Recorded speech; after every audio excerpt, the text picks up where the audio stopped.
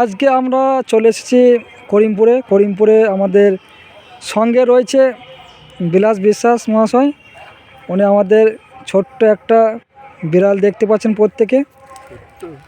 ওই বিড়ালটাকে খুব সুন্দর সহকারে ম্যাসাজ করে দিচ্ছে। উনি খুব শীতের মধ্যে খুবই কষ্টের মধ্যে রয়েছে, তা শীতভোগের মধ্যে তা ম্যাসাজ করে দিচ্ছে খুবই আরামের সঙ্গে। আমাদের ছোট্ট বিড়াল একটা, এটা কিন্তু একটা ছেলে বিড়াল, কিন্তু মেয়ে না, কিন্তু খুব সুন্দরভাবে ম্যাসাজ করছে। এই গরমের মধ্যে শীতের আবহাওয়া থেকে এমার্জি নিচ্ছে, ম্যাসাজ করে দিচ্ছে আমাদের বিলাস বিশ্বাস মহাশয়।